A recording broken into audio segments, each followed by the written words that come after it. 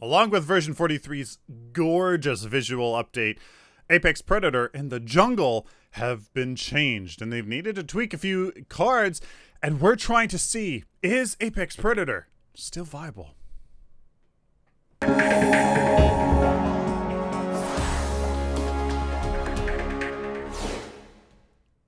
Amazon is the tried and true way of shopping for anything you need or want at the lowest prices. Support the channel at no cost to you by doing your Amazon shopping through the link in the video description. Hello ladies and gentlemen, welcome to a behind the scenes math analysis video. I am Sylphin. Of course, we're talking about Apex Predator. So what's the TLDR? Basically, the power has went up quite dramatically. As you can see here, from 0.6 to 0.75, instead of stacking to 50 times, it now stacks to 40, and you gain more ability armor this time, 24 instead of 18. So really, what's happened is you can get this going really darn quick, and power starts skyrocketing super duper fast. Basically, Apex Predator is below average for power, attack speed, as other 7 to 8 attribute point cost power cards around the 9 to 11 minute mark, but 4 to 5 minutes later, if you can hit somebody four times a minute, 13 to 14 minute mark, Apex Predator is essentially a 10 to 13 attribute point power card, maybe including passives and actives depending on which ones we're talking about.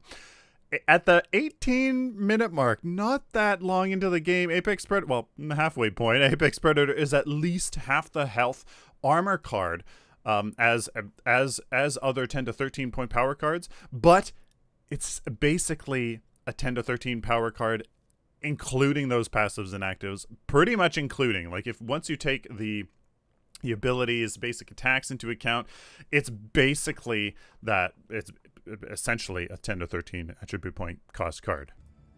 Power very quickly increases though, making Apex Predator an above average mid-game card, and it becomes a 12 to 13 point card by around the 18-minute mark. If you can hit somebody 4 times a minute, I mean, you're taking it because you can do that. Oh, it's a huge card. So how did we come to that? What does the math say? How do we prove this? Well, it's a 2 vitality, 5 intellect growth card, giving you a 10 power, 14 attack speed. The attack speed makes me like not so hot to put this on casters, but I mean, the power potential here, I think, warrants that, to be honest with you. The empowering strikes, you gain 0.75 power when damaging an enemy hero, stacking up to 40 times. You gain 24 ability armor at 40 stacks with a 4-second cooldown instead of 6 seconds. And while a 1/3 reduction in that cooldown might seem like not all that significant, it is, because that adds up very quickly. So there is therefore a minimum time needed to get those stacks. So we go hero hits versus the power you gain from those hero hits. So for 2 hero hits, you gain 1.5 power. And the total power then, when you include the base power on the card and what you're getting from the passive, it's 11.5 power in 1/3 of a minute. Now, in minimum time, if you're hitting somebody literally every 4 seconds. Now, if we just go down 20 hits, 20 hero hits is 15 power, giving you 25 additional power from the card itself in 2.7 minutes. Again, that's a theoretical minimum, all the way up to 40 stacks, giving you, oh, I forgot to add that, giving you 40 hero hits, 30 stacks, or 30 power, 24 ability armor, 40 total power from this card, 40 total power. Insane in 5.3 minutes. That's a theoretical minimum amount of time you need. 5.3 minutes. If you're Niggy Scorch sitting in lane, you got Possessed Sprykin with Apex Predator, something like that. You're just the sustained beast, always poking down the enemy duo or something like that. Boy, Apex Predator is going to skyrocket in terms of what it does for you. When you come down here with time versus hero hits, assuming we can hit somebody, some hero, damage them something 4 times a minute. I mean, with a 4-second cooldown, you know, you're picking this card because you can do it. You're a Wraith and you're knock. You're the enemy, you're at your enemy mid laner or your off lane Wraith somehow, or support Wraith, and just knocking every 4 seconds as soon as you can because it's his reduced mana cost. I don't know, you know, around the 9 to 11 minute mark is when you can get enough gold to get Apex Predator. You know, you'll have 3 power.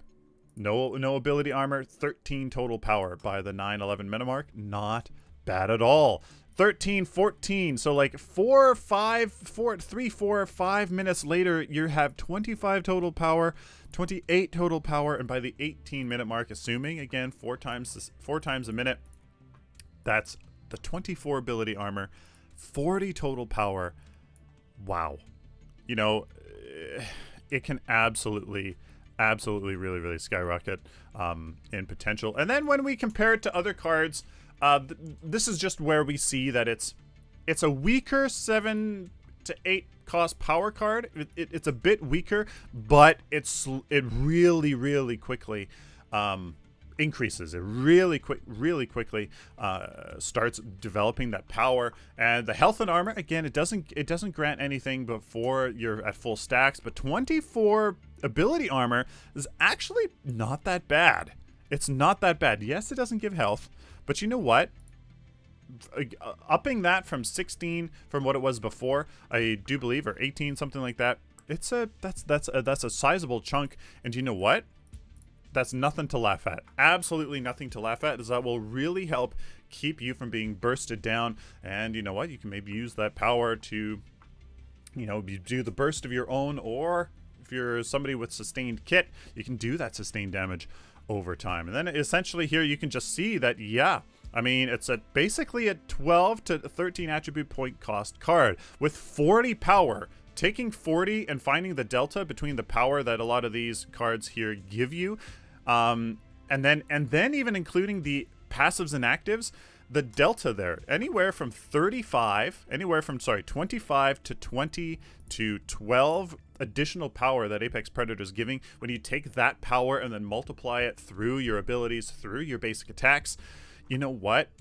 I would not be surprised if Apex Predator went toe-to-toe with a lot of these passives and actives.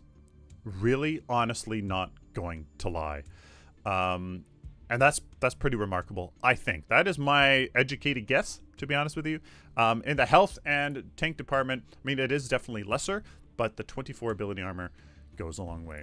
Essentially, guys, Apex Predator is a below average power attack speed card that when you compare it to other 7 to 8 point cards that you can get around the 9 to 11 minute mark if you rush for it, which is probably what you're going to want to do. 4 to 5 minutes later, though, really not that long, especially if you can continually attack your target. By around the 13-14 minute mark, 15 minute mark, Apex Predator is essentially a 10 to 13 attribute point power card.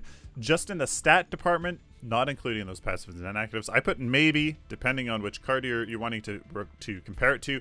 But then around the 18 minute mark, Apex Predator is at least half the health armor card, but is a similar 10 to 13 attribute point cost power card, basically when you include those actives and passives, which is pretty insane. So, I mean, it's a below average card when you put it on, but it very quickly increases. Very quickly increases. The potential is there anyways, and it becomes a very powerful card by around the 18-20 minute mark. That's pretty darn good for having a cheap card that you can use those other attribute points that you would have otherwise be spending to get the same card into other cards. That's fantastic, especially around the 18-20 minute mark. Towers are down, rotations, good key ganks into good, you know, into good tier 2 or inhibitor picks, even or prime, some stuff like that. Really important around that point in the match. And again, depending if you can strike the enemies frequently, don't pick up Apex Predator if you're in the jungle. Just don't, or you're just not a good sustain hero, or you don't have good poke.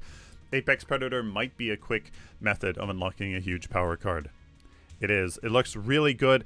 And, of course, I have to mention that you're not going to lose the stats when you die. That was a huge kind of bug that it had before, and that's why nobody used it, because, well, you lost everything.